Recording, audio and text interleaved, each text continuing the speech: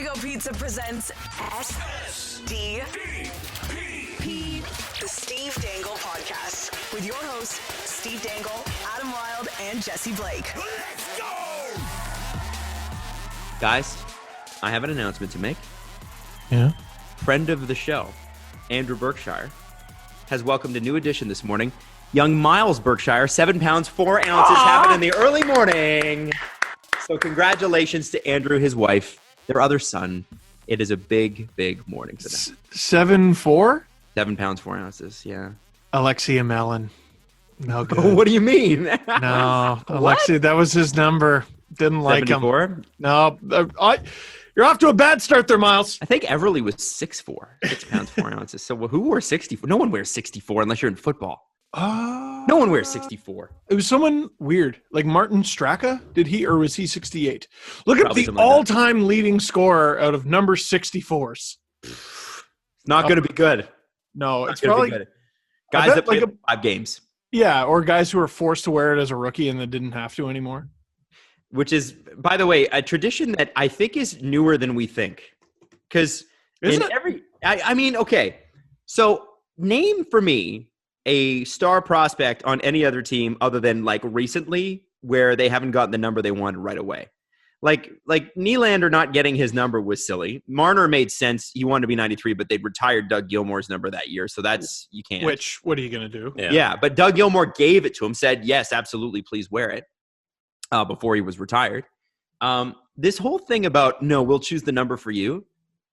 Just let them have the number. Like, is that what we've come to assert our dominance over other human beings? Is we're gonna take that number and be like, no, it's our number. You I get think to Berkshire that. and his lovely wife chose to have a 7 pound, 4 ounce baby after Alexia Mellon. And Isn't I'm John disgusted. Carlson 74 as well? Yes, he is. See, And that's not so bad. He scored a gold medal winner against Canada. Also disgusting. No terrible Leaf has ever worn 64 or 74. Wow. So there you go. Damn. Really? So, okay, Jesse, based on your rules, because here's the thing, Jesse, you had a jersey rule, okay? So the jersey rule for Jesse was you can't put your own name on the back of the jersey, right? Oh, yeah. If you're an adult and you have your own name on the back of a sports team jersey and you didn't play for them, you're canceled. That's really weird. Why do you think that? I think it's ridiculous. You didn't play for the team.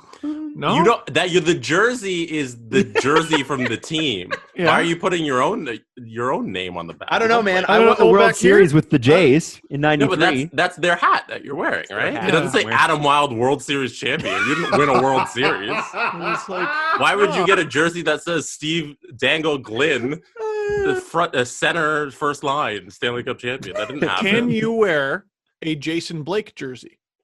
Yeah, because it's Jason Blake's jersey. Yeah. Not my jersey. I didn't Yeah. play for the Leafs. But, okay, what if you had a also an Blake adult. jersey that was a number other than 55, which is Jason Blake's number? That's ridiculous. That would be stupid. That's not that. Then it's Don't be an me. idiot. I didn't play for them, and I'm not a child playing make believe. Really? That's so weird. Oh, I hope everybody understands that you need to go back and watch. If you're listening to this, please go and watch the opening segment online, even if it's just the opening segment, because Steve is reacting really well with this. He's scratching his eyebrow though with a particular finger, and I'm not really sure what that could possibly mean. Maybe 2 fingers. No, it's always funny when you're right and you have an eloquent argument, like giving someone the finger. Really? You know what? As I get older, the more I'm like, you know what? Giving the finger's fine. Like giving the finger it's perfectly fine. You're an adult. You have too much shit to do. And Do you have a response to putting your name on the back of a jersey? I'm going to keep doing it. Why? Because I am. I have thought about changing the number. I will say that. On account of 10 is retired. I feel like maybe I shouldn't be wearing 10 anymore. It's disrespectful to the chief, George Armstrong. I don't know. Well, you wore it because of Steen, right? You were a big Alex Steen guy. Which is worse. Yeah. I wore it for a guy who got traded 6 months later. Interesting. And if you were actually on the team, you wouldn't be able to wear it at all. You know what? I am on the team. Let me just throw Because this I cheer really hard. Yo, all right? let's be honest. The Chief, and anybody that doesn't know much about George Armstrong, the Chief was a fucking boss. Okay. This guy was I think of all the captains on the Maple Leafs, he might be him. And I think Keon are the ones that are probably respected the most. Not that they all weren't respected, but like other captains are like, yeah, no, George is the captain. Do you know what I'm saying? He was a Leaf. I want to say he was the first NHL player to play in parts of 4 decades. Wow. Because he began in 49 and I think he ended in 70. Yeah, that's ridiculous. What crazy. And the thing is, of the captains, I think they are the ones, like, of all the captains that if you were to assemble them all in a room, I think there's a poster of all the captains and it includes Dion Phaneuf in it, and then there's like an empty stall next to Dion. Or at least there was one released a few years ago. I think if you were to get all those guys in their prime in the same room, they'd all point to George as like, yeah, that's our guy. And so maybe, Steve, it's time to change the number, man. Maybe they could get me in there. Like maybe they could. Jesse, do you think it's time for Steve to change his Dangle number? Sure. This doesn't. Sure. It doesn't matter. Oh, I'm sorry. Do you have an eloquent argument? Dude, can you put it more eloquently than sure? You could put like a pound sign on the back. It doesn't matter. You don't play for the team. You can wear 99. Oh. Wow. So Jesse so adamantly refuses to get his own name on the back of a jersey that we all had to get Blue Jays jerseys last year for Virgin Radio because we were doing a big Blue Jays promotion, and he refused to get Blake on it. He put producer on the back. Yeah, because it's ridiculous to have a jersey with my name on it. Yeah, what a chode. I don't care, man. I don't care. Oh, because you're so I paid for it. I don't care.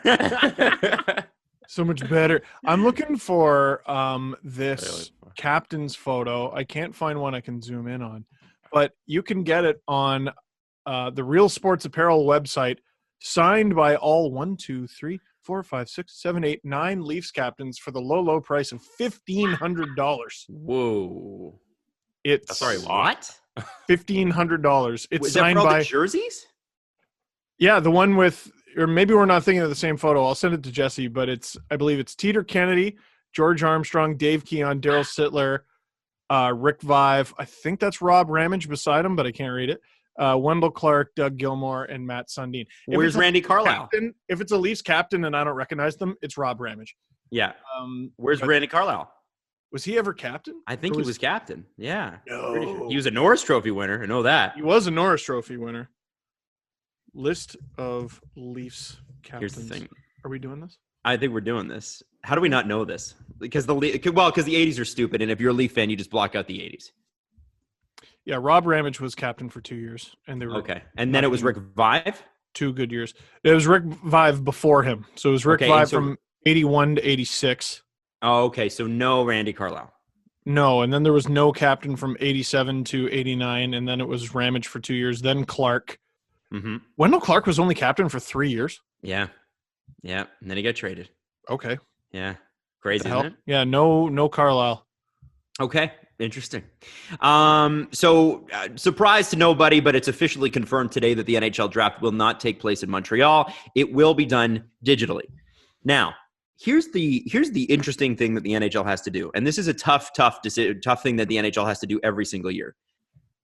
It's a good thing that the playoffs don't directly follow the NFL season, because following anything NFL, you can say what you want about the league, and you're probably right. But nobody does entertainment like the NFL. And they did, I don't know how much of that draft that you caught, but even those screen grabs of Jerry Jones sitting on his yacht, Jerry Jones, owner of the Dallas Cowboys, sitting on his yacht and having his personal assistant hold the phone to his mouth so that he could make the draft pick. Those are things that go down in history. And the crazy thing about that draft that they did, which was all digital, was that there was not one freaking technical glitch. It's amazing. It's amazing they were able to do that. Like, I don't know if you guys, if you're listening from the States right now, you probably don't know this, but our House of Commons, which is like our parliament, basically we had everybody in a question period on Zoom the other day. So there's like 300 MPs talking on Zoom, and they couldn't even pull that off. They couldn't pull that off without technical glitches, right? So governments can't even pull that off. So it's pretty amazing, to me at least, that the NFL was able to do that. Now, the NHL is going to try to do the same thing. If you're the NHL You're calling the NFL for some tips, right? You have to. You have to. I mean, they've already done it, so they'd be dumb. Even if it went off, if it had a ton of glitches, NHL should be calling them up going, hey, you've already been through this. What went wrong? If anything, this kind of makes it a little bit more difficult for the NHL because I doubt they're dealing with the same budget that the NFL is. So not even close. Now if a problem happens, who do they turn to? Nothing went wrong for the NFL. So I don't know, but maybe with a little bit of guidance from the NFL, they can. You know what I would do? I would hire the team, whatever the broadcast team was that pulled that off, because that's got to be worth your money. Well, it's Disney. Well, it is Disney. That's true. So you're hiring Disney. But Disney, while costing money, imagine. Okay, so here's the thing: the NHL, as we've talked about before, has an unbelievable opportunity here to see some market share. There's nothing happening. So if they can find some way to seize the opportunity to come out here swinging and actually get a great broadcast product, because there's going to be people tuning into the NHL draft that are casual fans that normally probably wouldn't have, but there's no other sports on television. We might get La Liga sometime at the end of May. Like, that's what the earliest we're talking about here.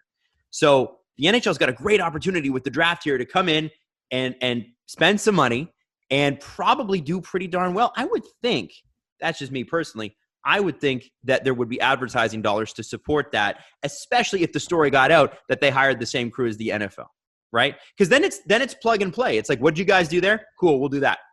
Great.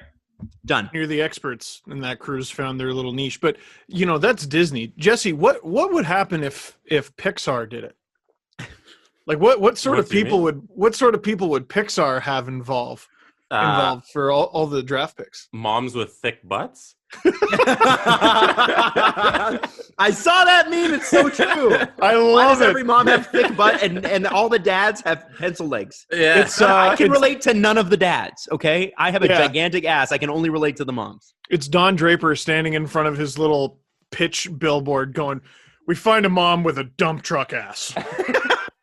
And I start thinking about all the Pixar movies. I'm like, every single one. Huge bums. Every single one. And all the guys are all chest heavy, no legs. And have a nose the size of most people's chests. Yes. Like, yeah, absolutely. Absolutely. Just mine. Every Pixar character is just me. So the MLB draft is going to take place on June 10th. And I think it might be a little better of an example of how the NHL draft is going to go, just because it's more condensed. It's not as popular as the NFL. And I assume, because it's going to be virtual, just like the NFL one, but I assume it'll be on a lower scale, which is more what the NHL will want. It's very interesting, though, because I read today, and I mean, I've read 1,000 completely different contradictory things, but they're looking at the NHL draft early for June 5th, which would be before the MLB draft. So they're looking at doing it anyway. You think the MLB would ever take tips from the NHL? No. I don't know. Probably not. Although, I don't know. I mean, they are partnered, are they not, digitally? Do they not have some sort of, isn't there some sharing agreement in place from a few years ago? Do they is it them that use the same platform? Web interface? What was that, New Lion? No, it's not New Lion. SAP? No. I don't remember. I do know that their networks are somewhat joined. Like, I think, doesn't former Sportsnet alum Jackie Redmond work for both MLB and NHL television? NHL Network, yep. Yeah. So I think there's definitely some connections there. I think there's like an agreement there to make them both more profitable. I do feel bad. You're our good friend Mike Francesa. So his former co-host Mad Dog, because it was Mike and Mad Dog's got a show on the MLB Network, and Mad Dog has a show that's 3 hours long, and it's only about baseball. And Mad Dog has that show whether there's baseball or not, every damn day. Oh my God! Can you imagine what it's like to do 18 hours of content a week on baseball in late December? Like like the GM meetings aren't even until January. Like, whoa. It's and what do you talk about? By the way, the classic LFRs, guys.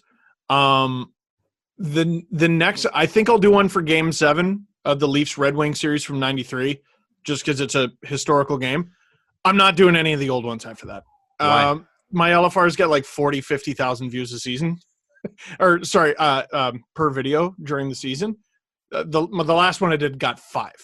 Wow. No one cares. No one cares. So I'll have to do something else. I have a few other ideas. I thought those would be fun.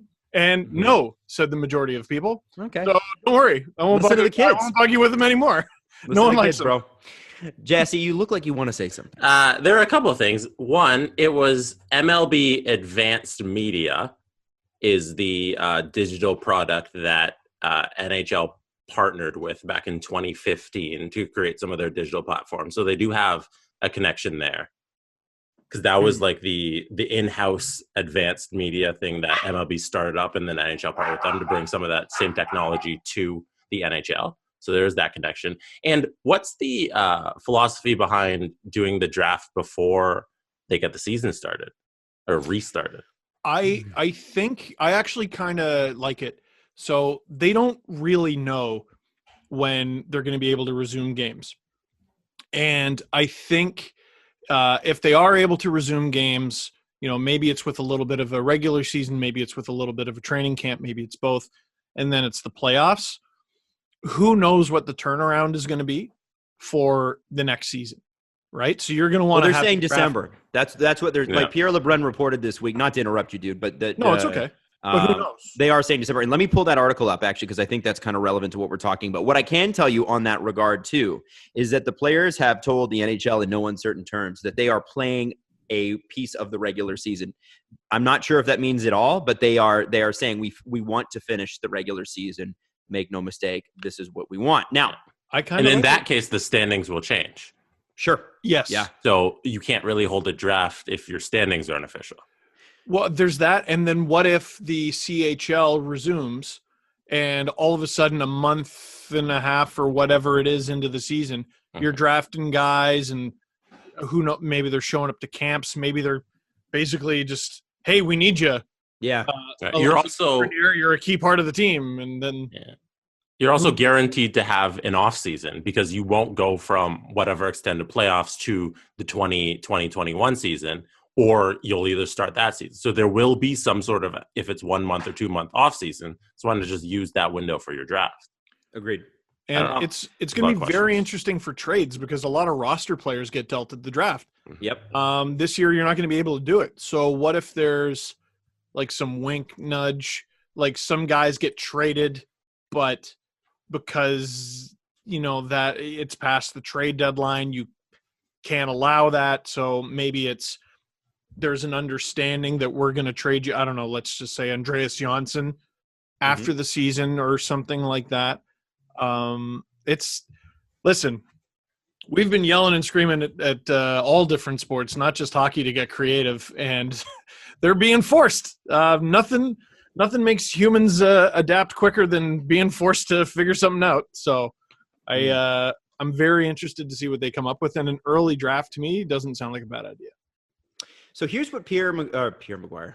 Sorry, Pierre LeBrun. Not quite. Here's what Pierre LeBrun had to say. Pierre LeBrun played for the Kelowna Rockets. This is from yesterday, and I'm going to start with a couple sentences in. As I hinted near the bottom of my column last Friday, the idea of delaying next season start until December has been indeed discussed by the NHL with its teams as a possibility. And with its teams as a possibility, multiple sources around the league confirm. Here's the kicker. You guys ready for this?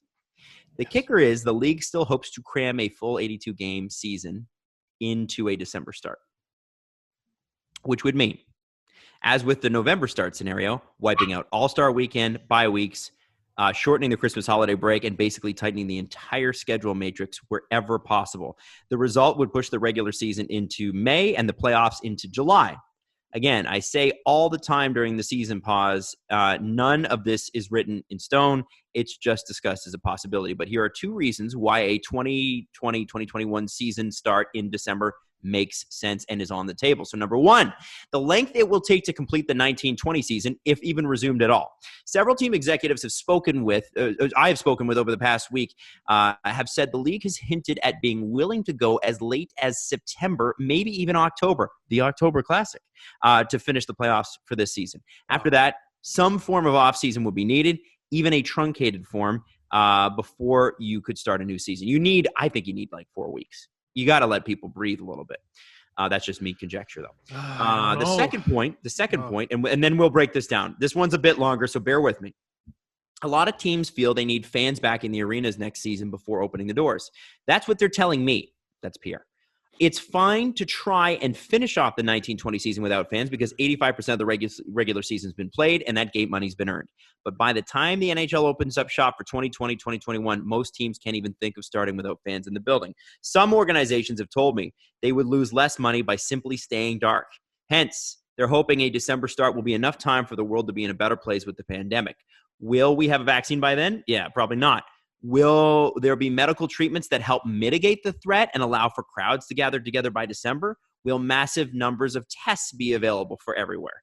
Who knows? But delaying next season as long as possible to wait out the worst of the pandemic is probably a wise idea at this point. The NHL is a gate-driven league. Now, could the league open without fans for a month or so before fans return? I'm sure that could also be discussed to see if it's, feasible. So, I mean, I think if you're in the NHL's position, everything's on the table. Everything. But absolutely everything. But what you get from that, and what I get from that is, ultimately this comes down to tests, guys. Part of the reason we're in the position we're in is we cannot test people. Nobody can test enough people to lock down outbreaks. And that's the issue that we're facing. And the tests take a very long time to process. They do. Yeah. So if you had a test and you found out in a couple minutes, and if it was like a diabetes test where you find out in a few minutes, you prick your finger, boom, done. Right. This would be a different scenario. They need to get to that point. Now, we've done crazier things in humanity's history. This isn't all doom and gloom. We probably can figure this out. It just requires a lot of political will. So we'll see if that happens. Now, I want to ask the two of you something. The NHL starts the season in December,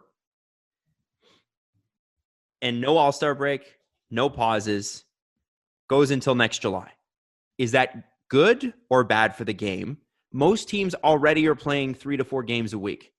So we could be looking at teams playing multiple back-to-backs in a week. What do you think? I think a lot of players are about to discover how much they like hockey. Because, man, that's really hard what they're putting themselves through. And we're forgetting how many players are playing hurt, playing with injuries. Sort of like trying to think of like what Jake Gardner was going through last year. And they're just putting off surgery. When do you have off-season surgery when there's no off-season? This is going to shorten careers. This is going to, guys, you have to make peace with the fact that you're going to be as tired as you've ever been, and in constant pain for the next year and a half, if you're some of these guys. But do you want to get paid? You're probably a bunch of owners are going to be like, listen, you got to play 82 games in order for us to afford you. That, or we're going to have to figure something out. And it's not like owners haven't figured something out in the past, right? Like they are the money at the end of the day.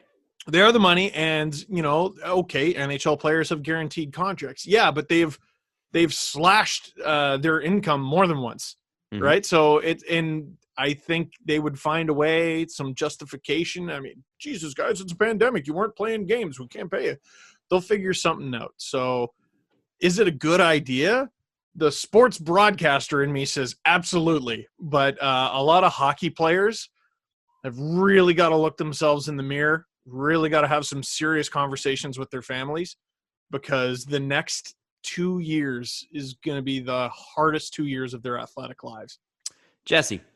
Yeah, I think the idea here is to generate revenue on both sides so everybody can just make money and make back some of this lost income. So I think the reason you work as hard as you can to fit in the end of this regular season and the playoffs is just so you can get back to working and start making money again. Because they can't generate any revenue if there are no games. So I think if you have to squeeze in an 82-game season starting in December and run through the summer, I think you have to, because you don't have a choice. You need to play as many games as possible just to make money again. And like, if you're a guy like, Joe Thornton, we were talking about him playing next year, like it's a given. That guy's got doesn't he have 2 reconstructed knees, and he's 40 or late 30s or something like that. There's Zdeno Chara at 43 is going to play essentially a season and a half straight. Right. Well, Maybe. So that's what brings me to my next question. And I have an opinion on this too, but you've heard it millions of times. If you're going to play that many games, so let's say there's 12 games, 13 games left for most teams in this season.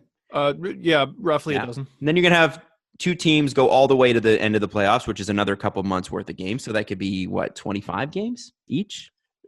Ballpark it? Something like that, right? Is that fair? Sure.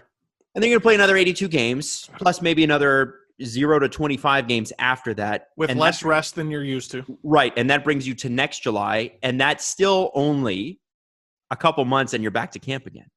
You're not even a couple months. You're back to camp in September of 2021. So my question is, and it's not really a question, this is a statement. There is no question that older guys, Zdeno Chara's, Joe Thornton's, if they're going to play, they're going to have to go the Kawhi Leonard route. I was just going to say. There is going to be load management. As no matter how much Ron Hainsey hates it and the old school hates it, even though he's a millennial, which is still weird to me. Yep. There is going to be load management. There has to be. And in fact, I would argue that you would be irresponsible to not load manage everyone, especially your stars. Now, that brings up a problem. Teams like the Toronto Maple Leafs, and any other team near the cap. Let's name a team other than the Leafs near the cap, because I know we're all Leaf fans, but Canucks. this affects anybody. Canucks near the cap. Boston near the cap. New York near the cap. Those teams are not going to be able to necessarily do that. The Players Union wants players to be paid as much as possible, right? Mm-hmm. What we're going to have to allow for at some point along the way here is some sort of relief in bringing players up. And this is good for the Players Union because players come up and they make minimum NHL wage, which is pretty darn good. And the teams themselves benefit because they got fresh legs in the lineup and they're superstars. Let's say you're able to rest Morgan Riley. You're able to rest Austin Matthews for a couple of games. You're able to rest Freddie Anderson. Just naming that. You're able to rest Elias Pettersson because he was injured. If we're talking about the Canucks, for instance, Patrice Bergeron because he's 35. The rules that they have in place right now, it's very clear to me that they're going to have to make some amendments between the league and the players to allow for fresh legs to be in the lineup. You're going to have 3-and-3s, probably, which AHL players hate. Right. But you're probably going to have forget back-to-backs, folks. Yeah. You're going to have to be playing 3 games in 3 nights. Which means you're going to have to call between December and July. Yeah. You are going to have to call a lot more people up, mm-hmm. which is great for the Players Association. But I think that you have to give teams more flexibility. And I'm not necessarily saying that this is the time where you switch to the luxury to hard tax, which is what I've been saying that they need to do for years. But at a certain point, they're going to have to allow for the health of the players. And the NHLPA needs to argue this. For the health of the stars of the PA. They cannot allow the salary cap to stay the way it is and play this many games. If the owners want to play this many games, if they want to fit 82 games into 5 months, which is what they're proposing, then they are going to have to give a little bit when it comes to teams being allowed to be calling people up. And the owners should be for that, especially the owners of cap teams, good teams. There has to be some flexibility. You need to be able to get, Rasmus Sandin and Timothy Liljegren up without a penalty. Right? So you can. So there's going to be injuries. There's going to be rest. We got to figure that out. One thing that's most likely going to happen with this summer of baseball is they're thinking about canceling one of the minor league seasons. So it might be the AAA season or the AA season, and then they're expanding roster sizes at the MLB level. So right now it's a 25-man roster. It might be a 35-man roster or a 40-man roster all season long. So you have all those guys available for the entire condensed couple months of the season. Smart. You have to. Yeah. You have to. Like, especially pitching in the MLB, right? Right. Like you're going to be, there's going to be so many games where it's just relievers. It's just going to be 5 relievers. Mm-hmm. Yeah. We're going to have NASCAR every day. Well, the cars are going to break down. Well, it's like that with shoulders, man, and knees and hamstrings and everything. You're going to have to get rest for these guys you're going to have to find rest for them. Yeah, so I wonder if you expand the rosters of the NHL, You're going to have to. Like, how many spares is reasonable? Like what do we have now? I think you 3? need 5. I think you need 5 spares. Oh, I think you need more. Well, no, like on top of what they have. Oh yeah. I think you need 5 positions that don't. If there needs to be some sort of, I don't know if it's a cap relief situation, but you need to be able to bring up somebody from the AHL mid-season, and it costs you nothing on the cap. You got to be able to player. Replace a full line. That's what I'm saying. Forward line and D. Yeah. And maybe even a goalie. You allow teams to carry 3 goalies, no extra charge on the third, stuff like that. Yeah. Yeah. Or you have them called up for a certain amount of time. So maybe the most you can keep all those guys is 10 days, and then they got to go back for some paperwork reasons. I don't know. I don't know what you do. Right. But, because most of the time, teams are going to want to play their best players. But you're not always going to be able to do that in that situation. And I think it could be a good vehicle for change from this restrictive sort of, I think, already outdated salary cap system that benefits the league to a point, but they could look at other options now that could benefit them more. And you bet your ass they're going to, because the money's not there. I mean, you got to look at ways that the rich teams can pay the poor teams, especially now. Luxury to hardtack should do that, but they're not open to that yet.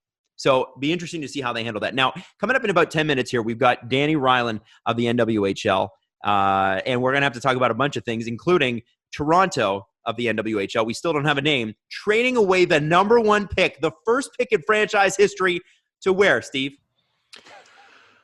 To freaking where? Boston. Collusion.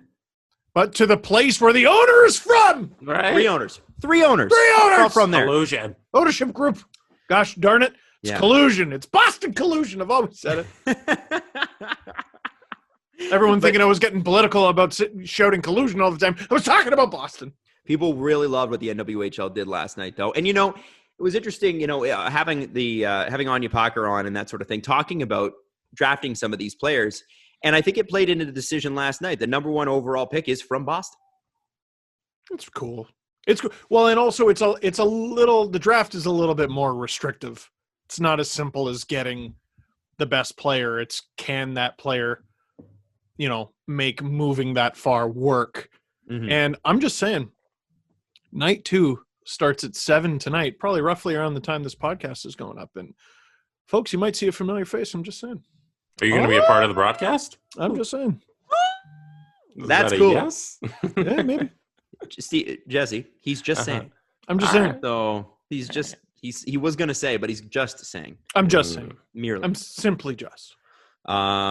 Okay, so the other thing we should probably talk about, and this is sort of important, and before we get going in here, is obviously the NHL has done a really cool thing, and they are now selling these masks, and I'm just trying to bring it up on my computer, selling COVID masks for charity. So you can buy your own mask, so you can wear it out to the grocery store or whatever. And you can get Toronto Maple Leafs, Montreal Canadiens, Calgary Flames, Edmonton Oilers, Vancouver Canucks, and you can buy them at the NHL shop.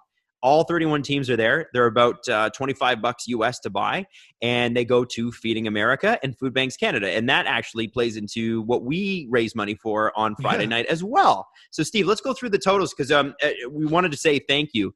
The Quarantine Cup turned out to be a total smash, as in, like, on the ice, you guys smashed us. But also, the amount of money raised is pretty incredible on both sides of the border. It was a lot tighter there, Coach Adam. I think the extra toasties with your leadership did very well. For the Quarantine Cup, so we split it evenly between a Canadian charity and an American one. It was Conquer COVID-19 for Canada and Feeding America for the Americans. We donated $2,000 Canadian to Conquer COVID-19. So it's like I said, Haley Wickenheiser said it's about $1 a mask. For an N95 mask? For an N95 mask. So that's 2,000 masks right there, and that's just from the second broadcast. Tack it on to the first one, I don't even remember. And for Feeding America, $1,434.26 American. So it was split even. I looked up the exchange rate and everything. And Pete has got some coming too. I haven't seen his tweet, but I know he raised hundreds and hundreds of dollars on his Twitch stream. So that'll hopefully, I think it's just a little under $1,000 to split between the two each American. So it's like $64,000. something like that. So it's all very good. Y'all did a very good thing, and you helped me kick Adam and Jesse's ass. It was lots of fun. Except I was the goalie and I got 10 hung on me, and that sucked. Listen, man, that's okay. Apparently, because here's the thing. So the last little bit there, it was like 11 o'clock at night, and I don't know about you guys, but 11 o'clock at night is super late for me now. Didn't used to be. Well, what about that guy? Well, what about Jesse? I know. That's what I'm saying. He was up for like 20 hours. Was not worth it. Well, it was worth it for the charity. Wasn't worth it for the NHL. Adam, you did the right decision. Thank you, Jesse. Thank you. I don't feel so guilty. He just ended the stream because I was doing this big thank you to everyone. And he cut me off right in the middle. I gave you a heads up because my PS4 was shutting down, so the stream was going to end. Oh, so I was like, Steve, hurry it up. And he kept going on and on. Oh, and Pete was basically MIA for the whole last game. Yeah. I'm listening to him in my headset. I'm like, who is he talking to? And then I realized the words he's shouting are barely English. Mm-hmm. And he did Pete have a good time? Pete got like blackout drunk. Like he doesn't remember the last game. Remember the last doesn't remember the last game.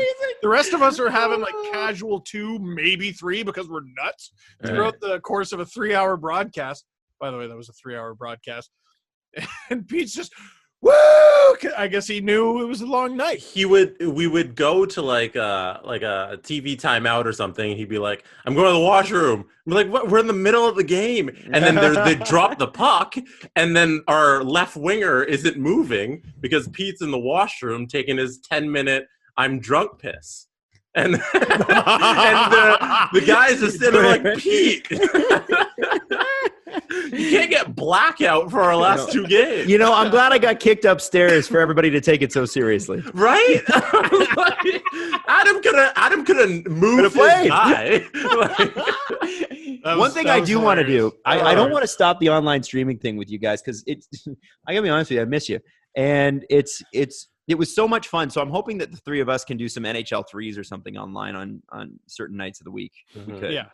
We'll talk about that off the air, but we should take challenges from listeners. If they got 3s teams, we should us 3 versus whoever your 3 guys are. I like that. Now, is that hard to line up? Like, I know we're just talking about this. We have not talked about this before. So is that difficult? It's super easy. Is it? Yeah. Okay. We can do it. Amazing. It's doable. There's still, we would have a easier time probably organizing everything before we started the broadcast, whereas the Sportsnet one, we're like, oh, it's only people watching the stream who we're given the password to, but there's still a few people who abuse it with not nice names to have on the stream. Oh, yes. Yeah, did you guys get infected by the NHL? Only not 2. Great usernames? Only 2. Only okay. 2. Oh, I bring down the ban hammer on all of them. I don't care. Yeah. I don't care. I just send them all in. I don't care. But no, for the most part, it's been really good. That's good. That's good. Dude, the thing I have to say about NHL is and this is what I don't understand about playing CHL, is do I have to unlock different stances too? Like as my player, because I only have hard-hitting defensemen and two-way forward available to me. So do I have to unlock? No. You can change your loadouts. You have all of the loadouts available from the start. It's just you don't have some of the abilities. Yeah, you unlock abilities like have a better shot, skate backwards faster, dirty dangles. Yeah. But if you go into the thing, you can change like sniper or enforcer. I'm gonna have to look into that. Yeah, we'll show you this. I don't know how to do anything. If anybody listening has ever had a child, you know that the fun stuff that you get to do with your friends just disappears. However, I did drive all the way down to Steve's house. And I'm going to tell you this before Danny Ryland jumps on. I drove all the way down to Steve's house on Sunday. Mm-hmm. The reason I drove all the way to Steve's house was not to break the COVID-19 rules. I actually did it for the good of humanity. I broke one rule to enforce another. And this is to keep me inside. I want to play Animal Crossing.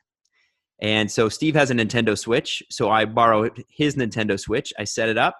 I am playing Animal Crossing. And if the first thing they ask you is, hey, what do you want to name the island? Because you're a cool guy. And I was like, damn, what do I name it? Guys, I live on Robidaw Island. I just want you to know. So I am going to cultivate my crops on Robidaw Island, and I'm going to be giving you guys updates on how well I'm doing on that. Is the game fun? I want to go on. It is really fun. You know what it is? So when you play like Call of Duty Warzone or what's the other one we play? Fortnite. I play Fortnite with my buddies. Oh, Danny's here. Okay, we'll talk about that after. Let's talk to Danny, shall we? Well, let's welcome to the show for the first time ever, Danny Ryland, Commissioner of the NWHL, founder, and a bunch of other things too, which we'll get to. Such an exciting time for you and for this league and for women's hockey. And I want to start with Toronto's NWHL team because we're obviously a little bit biased and we find that really important. However, last night you have the draft, or at least the first half of it. The second half of it starts tonight. Toronto trades its number 1 overall pick, the first in franchise history, to a Boston team, which is like, I got to be honest, is a little bit of like triggering for us. But in all honesty, pretty exciting night, an exciting night for Sammy Davis as well. Can you tell us a little bit about how that all came together? And, given the situation that we're in, was doing this digitally always going to be the route that you guys chose, or was this something that was kind of foisted upon you? Yeah, so actually every year since our inaugural season, we posted our draft as a social media blitz is kind of how we've branded it internally. And so we've always tried to find different and unique ways to amplify the messaging. So get NCAA handles on board, leverage all the social outlets that are currently being used by our teams, get our players on as much video as possible. And so this year, the idea to kind of iterate it a bit was to bring in, stand-in commissioners to make the picks for our teams. And so the idea started with Buja Gross making the first overall pick, and his video was so amazing. So we're like, okay, like this could be really cool if we grow it into just being bigger than hockey, but let's make it all about women's sports. Let's make it all about all the sports and really amplify our messaging. And so I knew what was coming, and I was still like so pumped about how it all rolled out last night. I was like refreshing my Twitter feed and was just excited. It was a really cool moment, and just see all the NCAA programs getting involved and all of our current players congratulating the new players, and just the way that the ripple effect happened with our blitz was really cool to watch come to life. So I'm so excited for tonight as well. What I always say about my dear friend Adam is that's a different dude. He always does things just a little differently, and I always sort of think that about you and the NWHL. Everyone's shutting down, we're postponing, we're doing this. You're expanding. Would most people in your life describe you as a different person? I think so. Yeah, probably. But I've read a couple of things that have mentioned like, oh, like it's crazy that the NWHL is expanding when like everything is paused, and a lot of hard work went into that deal, and obviously it wasn't a deal that happened overnight, and it actually happened pre-COVID-19, and so we are definitely working hard under the assumption that hockey will be back and life will be normal come next hockey season. And, why should our plans and our hard work be wasted because this virus is here for a bit. And so we want to control what we can and continue to build what we can, and hopefully, make some smart moves and the right decisions. And with all the pieces in place for Toronto, we decided it was time. And having an even number of 6 teams going into our 6th season, it's a pretty exciting time. Yeah. We asked Anya Packer, who was on Sunday, we asked her this question, but it's interesting when you launch a team, it's hard to know every detail. You can't have every detail in place. However, there's a couple things that we don't know yet, and maybe you know them. I'm not sure you'll be willing to share them, but you have a franchise but no name, and a hockey team and no arena. And I'm wondering how the situation with both of those is coming. The arena more than the name. The name will come, but the arena that's a big sort of question mark, because let's be honest with you, downtown Toronto is pretty expensive, including the arenas, the hockey space that you would need to play a full 20 games and then the playoffs, because Toronto's obviously going to be in the playoffs and winning championships. So how close are you on something like that? And when can we expect an announcement if you are close? Yeah, so it's actually only going to be 10 home games. So it's a 20 season, so 10 home, 10 away. And we're actually playing with a lot of different creative scheduling ideas, which would include potentially playing at multiple arenas around the GTA. So it's easier for fans to attend because obviously the Greater Toronto area is is tough to get around. And so we want to make sure that we have as many touch points as possible and introduce our brand of hockey and our new club to as many fans as possible. So it's all going to be about growth our first season. And we have a couple of venues in mind. So don't you worry. We'll have a place to play. Okay. How do you? Sorry. On the name side, we actually opened up a public polling to a lot of fans to submit some names, and so we have quite a few options to choose from. I'm sure all of them are interesting, especially when you open it up to the internet. Yeah, the internet has delivered. Let me tell you. Okay, all right. Is there a front runner for the name? Any of the names you looked at that you're like, hey, that's the one I want to go with? No. But she's teaming team face. Okay, Steve, what were you going to say, man? Well, I was going to ask, what sort of creative ways are you going about trying to fill the roster of that team? Because I know there's the draft, and obviously that's great. And was it 5 or 6 players have already signed up? But 5. Yeah, so I don't know if you've heard, there's this thing called the PWHPA. And, they've eaten up a lot of the players. So how do you fill out this team? Yeah, there's actually such an enormous pool of incredibly talented women playing hockey, and a lot of them are concentrated in the Greater Toronto area and Ontario specifically. So when it comes to talent, that's not something that we're concerned about. Actually, we're excited that we're able to provide more opportunity. There were 180 women graduating NCAA Division I this year, and you have to assume that a certain percentage of them want to continue playing. As someone who grew up playing myself, like hockey is a part of your blood, and you want to play forever. I still putz around the men's leagues, but you don't want to hang them up, and so it becomes just such a part of your identity. And so I'm sure that there are a lot of women graduating college who want to play, not just the NCAA, but youth sport as well. And so to have that opportunity for them to continue their careers, that's what we're here to provide, that opportunity. And so maybe they don't all play and we don't have spots for them all, but there's definitely enough talent to fill an incredibly competitive roster. And I think some would argue Isabel Cup contenders for sure. So you've had to be creative, very, very creative from the beginning with this league. I'm not sure where you first conceptualized this. And I'd love to hear the story about when this first popped into your mind and then taking that to like, oh, this could actually happen. So I'd love to ask you about that. But I think the second thing I'd love to ask you is when you look at where this is going, where the future is going. So, you got an NHL team, an NWHL team in Toronto now. There are obviously other intense hockey markets that you'd probably want to expand into. Are we looking at a situation here with the NWHL that you're going to expand once a year, once every couple of years, and then the adjunct to that is how do you get 3 Bostonians to invest in a Toronto team? So as far as our expansion plans and growth, we want to be smart about it, but also want to time it with opportunity. Minnesota was a team that I had wished we could have expanded their season 2, but it took time to do it right and for the rollout to be appropriate. And so when we got there, and their first year was unbelievable. They sold out every game, hit all of our league records with sponsorship dollars, ticket sales. Like they absolutely crushed it. I mean, obviously Minnesota, we believe, is a similar market to Toronto. It's sometimes like selling water in a desert. So we believe that Minnesota Toronto will be equally as successful as Minnesota was, but it's all about timing and being smart. We don't want to expand too fast, and we don't want to take too many risks in markets that we aren't confident in. And so we will be diligent as we move forward. So I wouldn't say there's a formula like 1 a year or anything like that, but just all comes down to timing and opportunity.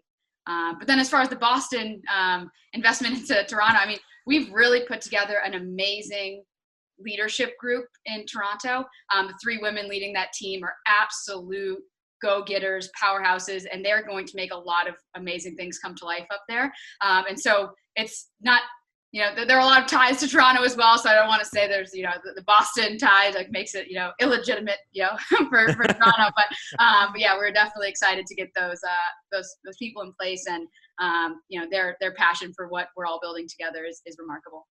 Can you shoot down the rumors that there was collusion between the Boston owners and giving the number 1 overall pick back to Boston?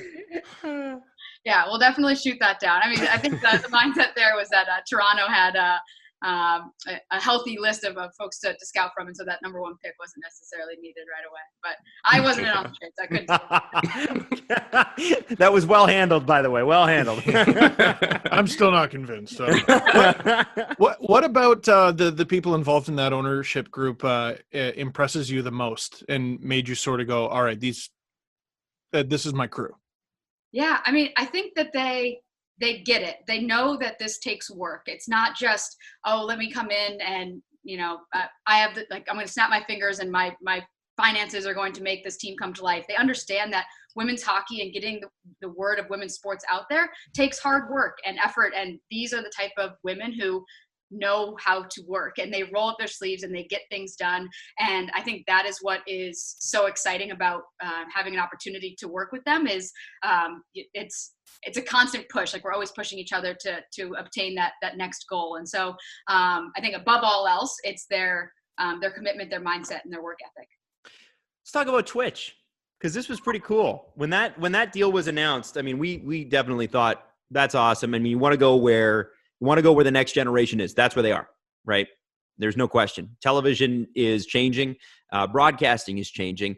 And for a league such as yours that has to fight for every viewer right now in establishing itself, it seems like it went off pretty well for the first season. And I'm just wondering if it met all of your expectations. It surpassed every expectation I had. Candidly, my first event on Twitch was our first game on Twitch. That was my first experience. Of course, I did like the tutorials and everything, but that was my first time actually going on to Twitch. And I thought at first the chat feature on the side was going to be a distraction, but it ended up being like such a remarkable asset to the broadcast, and just watching our broadcasters engage with the fans engage with each other, new people coming in, contributing bits and subs to our feed. It was so fun to watch. I found myself like becoming more obsessed with the chat than the game. Of course, the game's going on and you care about the game, but then it just had a nice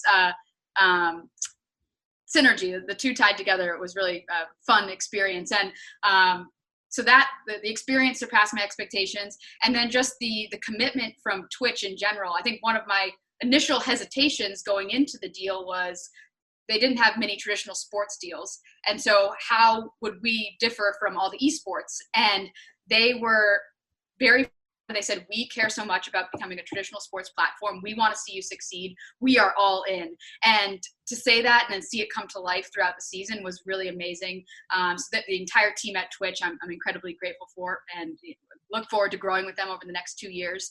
And also coming up with new content.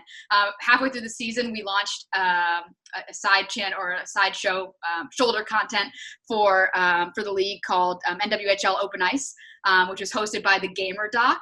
And it was just like, obviously I live, breathe, and sleep this. Like, this is everything. And if I was a casual fan, I would have loved the show. I feel like it was so much fun to watch the Gamer Doc, like just bring our players' personalities to life and see what life is like behind the scenes. And so that became a really cool piece of shoulder content that we were able to unveil halfway through the year. So hopefully we can continue with that throughout the season. And Steve, it was great to see you hop on. Yep. Twitch there a couple times. They're awesome. They're really good broadcasts. And I was blown away by, like, Adam knows I'm one of those like blue car guys. I get distracted by everything. The fact they were able to like watch the games, I think they were conducting interviews as well and interact with the chat. I was blown away. And I mean, you're in charge, so I'm sure you were looking at it and saying this is great, but you're probably looking at it and going, how can I make this better? So do you have any ideas or anything you can reveal heading into next season? Yeah, so that was one of the things that we were working on throughout the years, like how can we improve? And it was kind of lifetime improvements. Obviously, production quality varies by market, so they have their own improvements to make. But on the Twitch side, one of the things that we're working on is rolling out various extensions, which is essentially like lifetime stats or updates or merch pushes. So finding ways to engage with the fans, so we can do like extensions that have polls, so like who's going to score the next goal. It's like a gamification twist, but then also the monetization side. So when Madison Packer scores a goal, we can pop up a Madison Packer jersey and encourage the fan to buy. And so having those lifetime decisions, or like when the Toronto team wins the Isabel Cup, immediately putting up that merchandise that says inaugural season champs and getting the fans to move on that as that's happening. Got to get the crest on the side too, right? Yes, that'll be really important, Yep. So that's that's what's so exciting. Like you can feel, at least I can, you feel your excitement through Zoom, which is what we're doing this over right now, which is awesome and it's infectious. I got to ask you where you stand on where this is going. And what I mean by that is you're obviously a goal-oriented person, high-level athlete, working. You're getting people to do, like, I mean, this has been tried and it hasn't worked before. It was tried in the 90s. There was obviously 2 leagues a couple years ago, and for various different reasons, some of those things didn't work. Your league has continued on, soldiered on. What is your end goal? When you're at the end of this for you, what do you want to leave behind, and what do you want the NWHL to be in 20 years, 30 years? Yeah, I mean, outside of more markets and more opportunity for women to play professionally, I mean, our focus is on continuing to drive our players' salaries. Like, we want this to be the one and only job for them. And so one of the things that Anya and I came up with last offseason was a 50-50 rev share with our players. So any media and sponsorship dollars that come in at the league level are immediately split with our players. And through this, this player salaries actually increased 30% this past year. But what it does is it ties business to our most expensive expense. So as salaries or as revenue grows, salaries grow. And if those two things aren't in lockstep, that's when things become a bit wonky. So for us to find that fair formula that we believe will help drive growth, and honestly, it's driven a lot of interest and attention from sponsors and Twitch media dollars are going to our players as well. So that knowing that they have an immediate impact when their dollars are not just going to the league and building the business, but also to the players. And we think that's how we are going to continue to grow. And hopefully, we get there sooner than later. But we do have the goals. We know, like, if we hit X sponsorship dollars, that means player salaries are Y. And that's what we're striving for every day. How important do you think it is for a women's league to be run and founded and owned by women?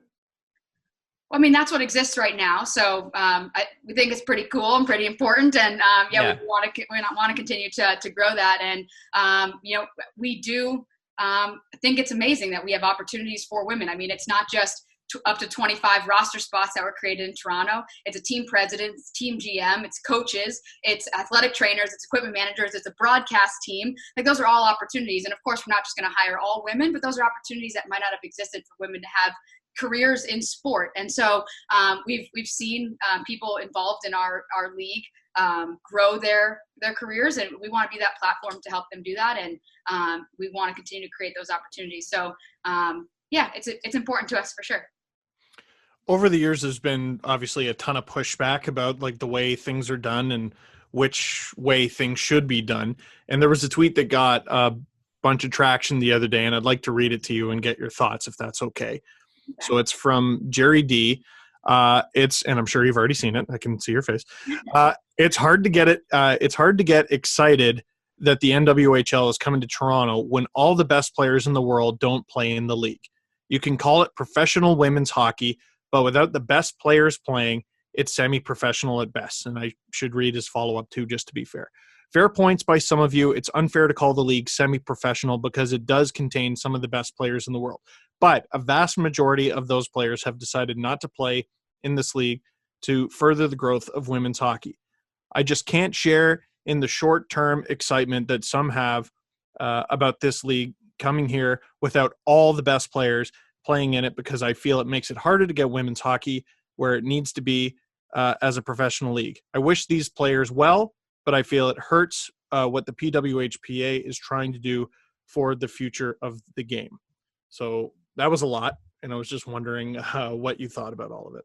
Yeah, I mean, of course, we're all aware of the chirps and the naysayers and some of the negativity that exists. But we are all about creating opportunity and more touch points and more opportunities for young girls to go to the rink and see professional women playing hockey. One of the things I they'll say is, tell the 120 women in our league that they weren't professional hockey players this year, and they'll tell you that they were. And the women in Toronto are going to say the exact same thing. And so to have that high caliber game for young girls and for the community and for a market to be able to look at and aspire to be a part of, and to grow a brand. I mean, it is important for there to be a brand in the greatest hockey market in the world, and for that team to have an opportunity to chase a cup. Like, those things are really important. And so, I mean, there's no reaction to that. What we do is we try to build, we try to create opportunity, and that's what we're focused on. If Gary Bettman called you tomorrow and said, listen, we want to do what the NBA did with the WNBA, and we want to take over your league, what's your response? We have publicly said that we are happy to have conversations with anyone, any stakeholder who wants to talk about what it would mean to pass the torch, and if there's someone else who would be better at running women's hockey. Until there's a plan, like, we're not wired to talk hypotheticals. And of course, candidly, like, speaking hypotheticals is kind of the it doesn't get us anywhere. But if there's an opportunity with a real plan and a real conversation is had, we've said that publicly many times, we would have that conversation. And our door is always open to have that conversation. Danny Ryland, Commissioner of the NWHL, founder of the NWHL. Thank you for your time and for being as candid as you have been. And congratulations on first half of the draft, the new franchise, and obviously more exciting things to come. And we hope that this will not be the last time we get to talk to you. Thank you. As a dad of a little girl, thank you for furthering women's hockey. Yes, of course. Thank you for having me, guys. Yeah, appreciate it. Thanks. Enjoy the second half of the draft that is in 3.5 hours. Yeah. The Presser. The Steve Dangle Press Conference. So Danny Ryland, everybody. Notorious, infamous in certain circles, and I also think impressive in others. And I think that impressive has got to go in with that. This is a hard-charging business person. And, regardless of your opinion on where the fractures within women's hockey, growth is growth is growth. And as Anya said, I think really well, and others have alluded to, I hope that whatever the end is, everybody comes together. It sounds like there's a plan there, and it sounds like they have a bright future. It doesn't.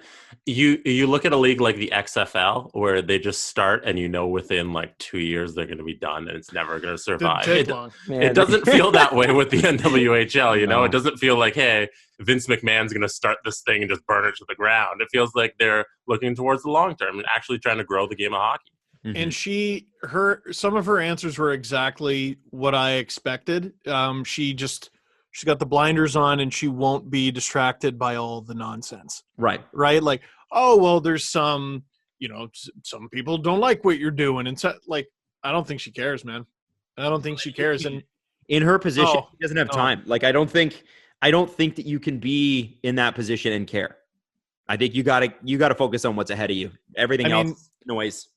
You can't please anybody or everybody. Sorry. Well, some people can't please anybody, but you can't please everybody. And it's hard enough to please all the people within your own organization. Mm-hmm. And then you're distracted by everyone else who's not even inside of it. And in some cases actively trying to, stop players from going to play in your organization. It's a tough one, but like, I don't know. I'm having a hard time cheering against it, and like, can't I be for both? I think some people would say no, you can't. I think you can. And I get it. I get why they would say that, but I kind of want to see both succeed. Because at the end, if both succeed, women's hockey's in a better place. The reality is, it did get very fractional and positional, right? And it is. But Liz Knox, who has been on this show, friend of the show, Liz Knox, we like to say. She and I said this last episode. She said, "Remember, a lot of us are friends here on both sides. That's a small community." And some of them, left little comments, little barbs or whatever. But again, there's 200 people in that organization, roughly. Mm-hmm. They're not all going to think the exact same just because they've signed the same agreement. Right. So there is a solution here. I'm not smart enough to ever know what it'll be, but we'll get there. And I think, Steve, I'm with you. I think you cheer for both. I think you encourage both. if you're the leader of either of those organizations, that's for you to decide. I'm not a leader of those organizations. The only thing that I can hope for, and I've said this many, many times, when we were at the CWHL All-Star game, and I don't know why I said it then, but there was young women's hockey teams, girls hockey teams everywhere. Like these, and they all had their jerseys on and they're all there watching. You guys remember that day. It was great. Yep, of course. And all I can remember thinking was, and I said this out loud to you guys, if I ever have a little girl, I want to take her to something like this. So however it is that, Everly's too young to go to something like that right now. But when she's like 3 and 4 years old and able to kind of take things in, I want to be able to take her to stuff like that, even if eventually she can like hockey or not like hockey. But I want to take her to some sports. I want her to go see that. And I want her to be able to see people that she can look up to, that she can identify with. That's important to me. I hope.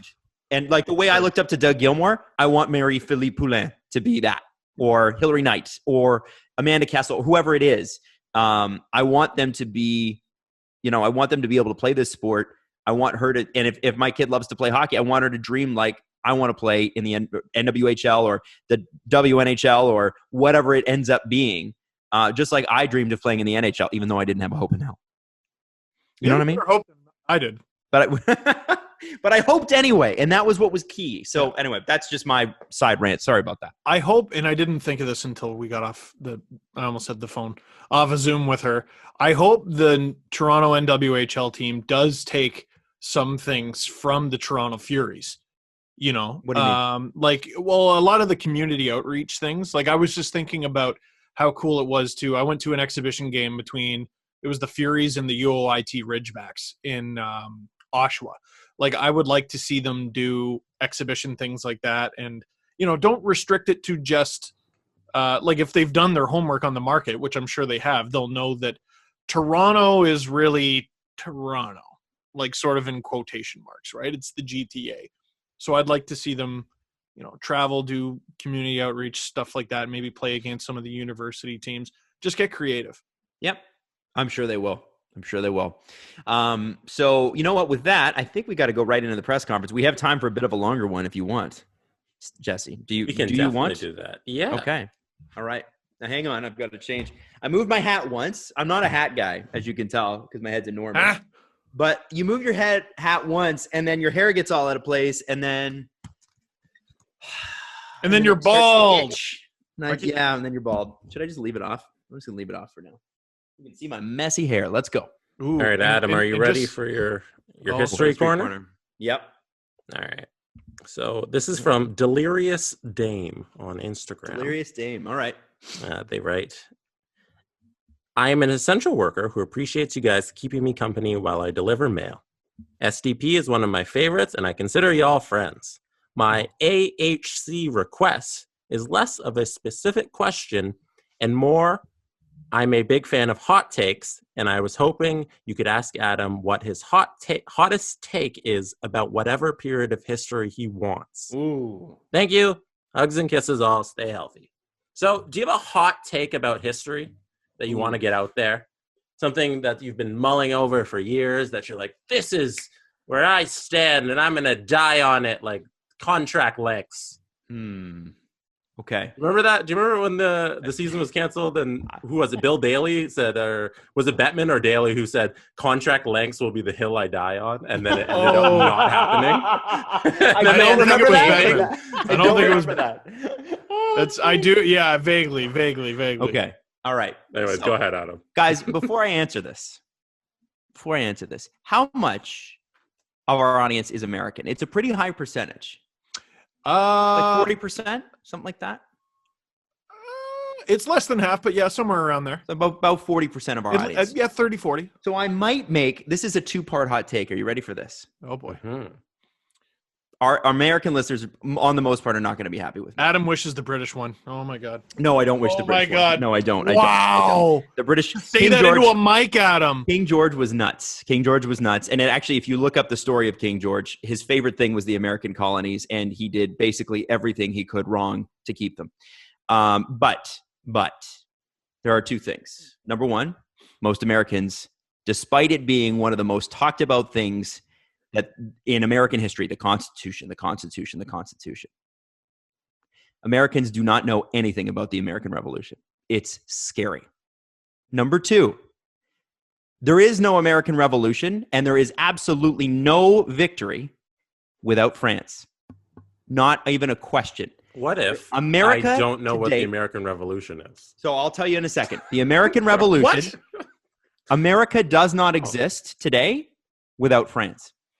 Well, Period. there was like End of one story. French guy in the Mel Gibson movies. Yeah, there was. Yeah. Well, okay. So at the last battle of the last major engagement of the American Revolution, Which there were is 18 what? Yorktown. So there's Yorktown. I think it's South Carolina or North Carolina. It's Yorktown. Or no, it's Virginia. Virginia. You've got General Cornwallis of the British, which is the most British name. It really is. And then you've got Washington, and then you've got 2 French commanders. You've got a land commander and a sea commander. Now, there was a British-led expedition to relieve General Cornwallis, who was stuck inside this fort at Yorktown, Virginia. The French fleet came up from the Caribbean, because that's where a lot of their colonies were, defeated the British in Chesapeake Bay, and then, jumped in and started, sieging this place. What are the 2 sides? So the American Revolution, there's the rebels, the Americans in America, and then there's the British who own America. Okay. That's more clear. So you've got that. And then the French are like, hey, great opportunity to screw Britain. So we're going to ally with this upstart French army. So here's the problem. The Articles of Confederation, which were the documents signed in 1776, don't allow the Congress, which still exists today, to tax states.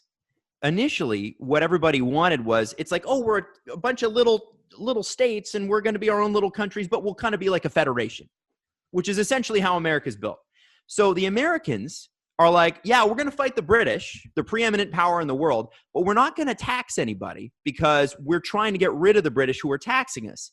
So we can't pay our soldiers. By the end of the war, there were some soldiers, officers specifically, who had not been paid in 6 years. They were paid in IOUs. And at the end of the war, there was a guy who, and I think his last name was Morris. He actually paid soldiers 3 months' pay in his division because he was rich and they had no money.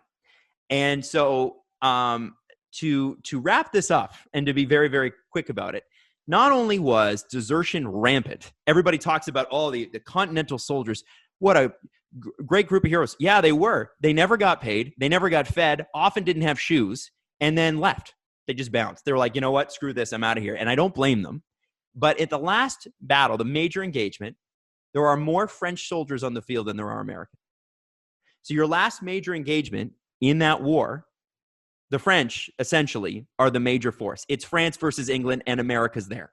So we're talking about 10,000 French sailors and ships and troops on the ground, and then about 8,000 American troops as well. The French funded and created the American Revolution. Now, it's a damn good thing they did. America, believe it or not, is the longest running consecutive government in the world right now. It's the longest running. The article now, when they obviously hammered some stuff out in the late 1880s to figure out, they had to eventually learn to tax people properly. And Americans from their inset do not like to be taxed. Don't blame them. They were able to, and this is so fascinating, they were able to get tons of loans from the French. It bankrupted the French monarchy. The French monarchy called something in the 1790s called what was called the Estates General, which is a meeting of the lords, the peasants, who are called the sans-culottes, and they all come together, and they're trying to figure out how to tax France to pay back all the money that they need to pay back because the Americans can't pay them back for the Revolutionary War. That leads to a chain of events. King gets his head chopped off. Then a bunch of other people get their heads chopped off under Robespierre, and then Napoleon Bonaparte takes over. So the American Revolution that France founded created their own revolution as well, 20 years later. So that's fascinating. But if you go back and you look through it, they know people think that they always talk about Washington, and Washington was amazing, incredible.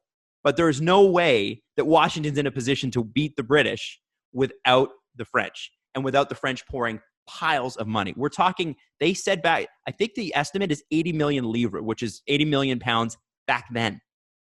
Just insane. I think it's like $1 billion in today's dollar. Crazy money. Now, why did they want to do this? Because they wanted to fuck over Britain. Okay. That's the only reason. Okay. That's it. Because they lost. It's funny. They lost the 7 Years' War, which was about 15 years before that, which may or may not have been started by George Washington. There's a story about that. But essentially, they went head to head, and they went head to head in North America in this war. They went head to head in Europe in this war, and the British come out on top. They get Canada, which is what is now Canada, and Quebec. And Quebec at that time incorporated Michigan and Illinois as well. Like, Quebec was huge. It was this gigantic swath of land. And the Americans, what became America, they only became that way and only became so angry about this because the British then had to pay to garrison that territory and pay for the fact that they just won that war, because it's really expensive to conduct a war. So they start taxing the Americans. The Americans are pissed about it, and it starts the chain of events that creates the Revolutionary War. Now, the American soldiers that fought were brave. I'm not saying that. I'm not saying Washington wasn't a badass. He was. He was not a perfect man. That's another thing that Americans are all about. Well, he was perfect. He never lied. Well, no, he had a terrible temper. He owned slaves, although he freed them all towards the end. But this guy was a southern guy growing up in the 1700s. Of course, he had slaves and was not a perfect man at all. And so that it drives me crazy when people go, "Oh, Washington, he's the best man ever." Washington would say, "No, I'm not a perfect guy." There are so many things about the American Revolution that Americans take and go, "Well, we're just going to ignore all the other stuff that happens here." And it's not for any other reason other than that's what you're taught. However, it's my hot take is there is no American Revolution without France just going nana boo boo to the British. That's all it is. And you should check out the American Revolution. You should read your history on it, not just because it's your country, even if it's not, but it is one of the most fascinating geopolitical things that ever happened in the world. And that war, along with the 7 Years' War, in my mind, are two of the initial world wars because they happen on 3 different continents. The 7 Years' War happens in North America, Europe, and on India, like on the Indian Peninsula. Same with the American Revolution, except I don't believe India was involved. You have the Netherlands, Spain, France versus Britain, plus the American colonies. It's crazy. So anyway, that's my hot take. There is no United States today without France. The United States today exists because one king said "fuck you" to another. That's it. I feel ripped off by the education system because Adam's here giving me like an in-depth explanation of George Washington, and I'm here like, okay, he was the first president. I think he had wooden teeth. He did. Yeah, he lost his teeth. And there was an Animaniacs song about him chopping down a cherry tree. Can you sing that song for us? George Washington was first you see. He once chopped down a cherry tree. I forget the rest. But so, by the way, I'm not bashing George. I think George is amazing. I just don't think he's perfect. And I think it's really unfair to look at history in 2 different ways. You can't take a 20th century mindset and apply it to the 1700s. It's not fair. There's a process by which we got to this point. So you can't look at people back then and apply our morals to them. But George Washington, to his credit, at the end of his life, was completely and totally against slavery. It just took him an entire lifetime to get there. You can't also lionize people. You know, the Alexander the Greats, the Napoleons, even like if you look at major historical figures outside of politics and war, look at a Steve Jobs. Awful to people. Ignored the fact that he had a daughter for 25 years. Brilliant though. And so you have to remember that our heroes are all extremely deeply flawed because they're people at the end of the day. And oftentimes they're so great in one area, it makes them terrible in all the other ones. And that's something that you learn too when you study history. So that's all I got to say. Churchill's an interesting one too, because not a great dude, but like kind of ideal to say "fuck you" to Hitler. Like, I don't know. Yeah. Right guy, right time. Right guy, right time. And a brilliant orator. But if you ask people in India, they're not fans, and rightfully so. If you ask people in Africa, they're not fans, and rightly so. he was a man of his time. Yeah. Now we're getting into a different conversation. Yeah. We'll save him. Yeah, exactly. Was that okay? Was that interesting or is that fair? I don't know. Awesome. I got more questions though. All right, let's get more questions. Do you have more questions? Hell I yeah. do have more questions. Okay. Can I do a quick shout out before we do all that? Okay, Steve. Yes, Stephen. Oh, Jesus. Okay. This is from Ronson. My mom's a cleaner, PSR at Ajax Hospital, and she's in the ICU COVID unit every day. The Warrior is a year away from retirement, and I worry for her every day. On top of that, she's seeing to my 90-year-old grandparents every day as well, dropping groceries off at their door, keeping them going as they can't leave the house. My mom's going from the COVID unit to the grocery store for my grandparents. I feel awful, can't travel home, or I feel awful I can't travel home and do it myself, and want to send her some more recognition. And I know we shouldn't lionize people, but like maybe her. Yeah, maybe her. Yeah, Like, maybe it's these people that lionize those people. I think that's an amazing story. And you know what's funny is how often that's repeated. It's just there's a whole bunch of people out there who are like, yeah, screw my own safety, let's do this. It's thank God. So sorry, just wanted to get that in there. Jesse, your next question. Next question comes from Corsi God on Reddit. They say, if you could only judge by his Instagram, would William Nylander be a good contestant on Too Hot to Handle? Oh, yes. Okay, all right. Let's look at this. Let's look at this. Okay, so we're gonna creep here, right? Assuming I'm not blocked. Our next contestant, Bill. Do you think you'd be blocked? I don't know. What is William Nylander's? I thought I followed him. It's just William Nylander. Is it? And he's verified. That's a hard Didn't it used to be like WM Nylander or something? There it is, William Nylander. Yeah, well, first off, his bio says you're typical rock star and has a saxophone in it. So yes, 100%. I never even noticed that. 100%. Also, did you see the picture of him and his brother just looking ripped, walking with sandals and socks? Like, that's the first picture that comes up. Of course. You know what you do? If you're a good producer, you take both of those guys and you put them on the show and then hopefully have them fight over the same girl. They're the brothers. Oh, that's what you do. Yeah. You pit them against each other. Yes. Oh, that's so good. Yes. So That's fun. the abs with the little, what do they call that creek that I don't have? The V there? What is that? The Stairway to Heaven? Or the... I'm sure that's one thing you could call it. Yeah, that little those. Yeah, I haven't seen mine since I was like 14, but there's like a V thing that comes up. Yeah. If you don't have any body fat. Yeah. To be showing that in the same photo, you're wearing like calf high socks and sandals is just an enormous flex. Yeah. Yeah. Big eggplant energy. The photo of the weekend is very strange. But then there's him with his Drew hoodie and just mustache that no one should have. He's got the what do they call it? Like gross. the infinity pool sort of pose, and I think that's with his brother again. Oh yeah, Jesse, you can put up all these. The solo walking out of the sand pictures. Even the yoga pictures. Casually eating. Like we're talking variety of outfits, lots of beach pics, work pics, which is him on the ice in a game, mid-celly. Mm-hmm. Oh my God, this guy's the show's dream. And like random too. He's got to be random as hell. Yep. Prosciutto pick. The prosciutto pick is the best pick. With cornrows. Yep. Like, that's a different dude. Yep. That's a different Adam Wilde would be William Nylander. Different flipping dude right there. And he's got more followers than Bryce, I think. Now, would he break the rules? Yeah. Yeah. Yeah. I think Got too Alex much money. Nylander wouldn't. He'd be like, you know what? No, I like this girl, and we're gonna grow together. William, I don't think so. Yeah, you know how many Sabres fans are like, yeah, he tried to score but couldn't. There's all these scorned fans. Is that really his fault though? How many goals did your team get this year? Jeff Skinner's not even scoring. Come on, it's Jack Eichel and his merry men. Right above, right, and this is also key for all these like hot Instagrammers.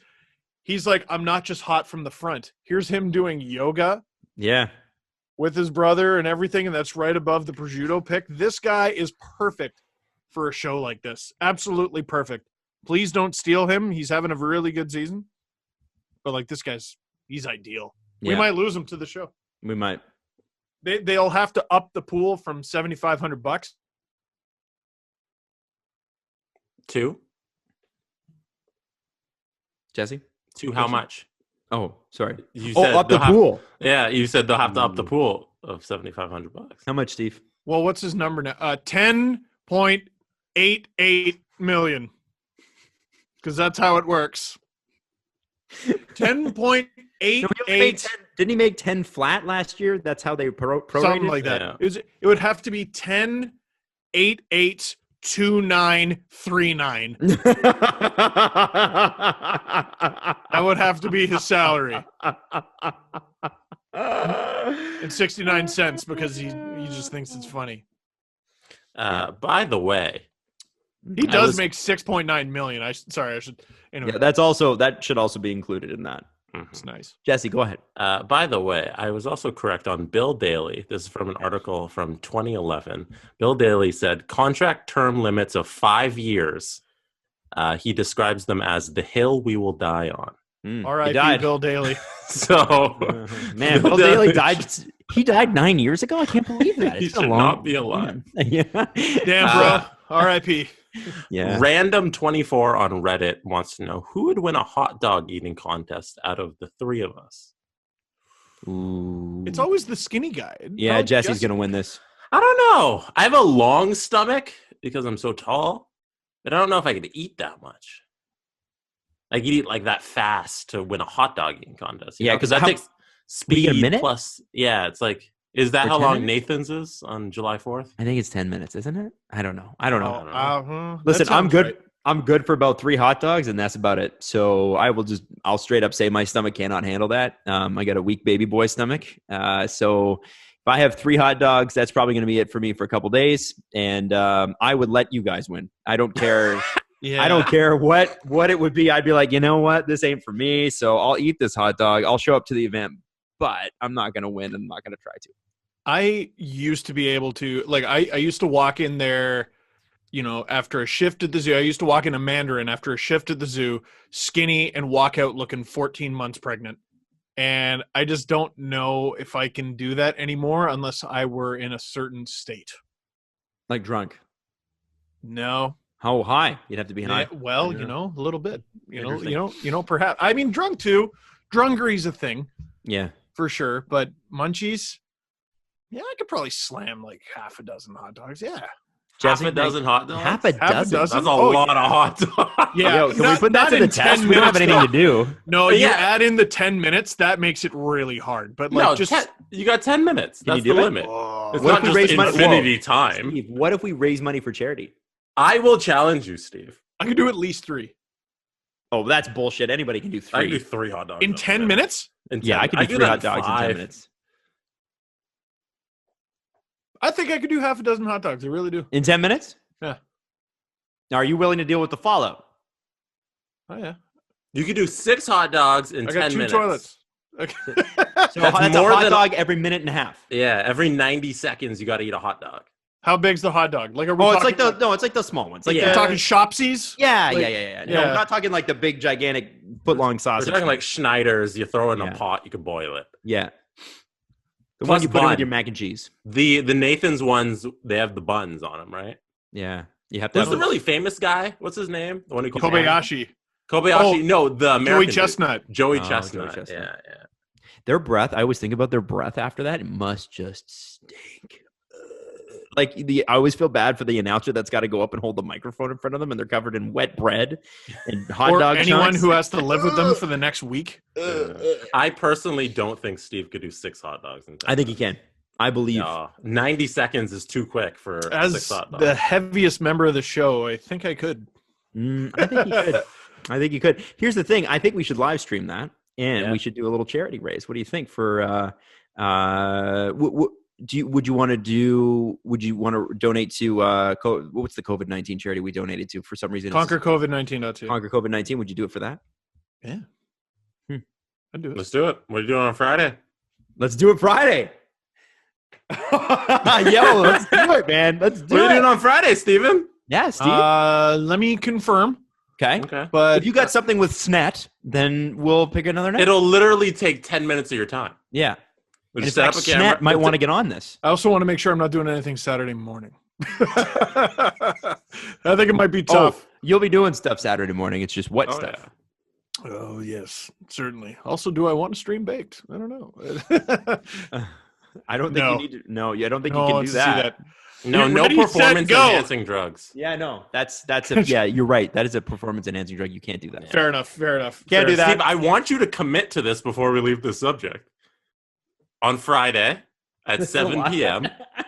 from 7 p.m. to 7:30, we're gonna live stream, and in between that time, you're gonna try and eat 6 hot dogs in 10 minutes. But wait, are you competing against me? No, I think this is just you challenging All yourself. right. Wait. Okay, I will. That's Okay, shenanigans. that'll get you to do it. I'll race you for There sure. you go. I'll do There you anything go. for charity. And Adam, you will. You know what? That's professional. I too will take part. Will if we're you? doing it for charity, I will take part. Yeah. See, and I I will feel like deal with the one of us has consequences. to be talking though. No, Like, no. no. Way better if we don't. None of that? Like, just sit down and just munch. Let's go. I'm down. All right, let's do it. I'm down in the same way that you guys are going down. Okay. You're in? All right. So All we'll right. figure out a day, but we're gonna do No, this hot this dog eating Friday. challenge. What If, well, are if you talking assuming about? Steve's not doing anything, I just want him to be able No, to. commit to blow off whatever you're doing. 7 p.m. on Friday. I will quit my gerb. I'm not leaving as long as you don't You're have going a thing, down. As Yeah. long as you don't have a thing for Sportsnet, we're doing this on Friday. Oh, hey, Bart Yabsley, president of Sportsnet. Sorry, I can't do the thing. I've got to eat some hot dogs first. Can you just chill for a minute? Yo, it's- cool your jets. I know we're in a global pandemic or whatever, but I got to do this hot dog thing. Yeah, it's not a big. Steve Dangle, the digital department. You don't know. You don't. Okay. Well, anyway, I'm doing a hot dog contest. You don't know. It's anyway. No. Let's do it. All right. All right. Friday. Oh, God. Well, now we got something to look forward to. So, listen, thank you so much. Steve, Jesse, do you have one more question or do you No, I'm just good, want to I'm wrap it up? good. All right. Well, listen, thank you so much for joining us on this show. Feel really good about this. Thank you to Danny Ryland for joining us. And thank you for listening. It's a crazy time, but hopefully, every time we talk, there's more and more coming out about when this season's coming back. Guys, I feel it in my bones. It's going to be sooner than you think. So until then, stay safe. We love you. And we'll talk to you Sunday.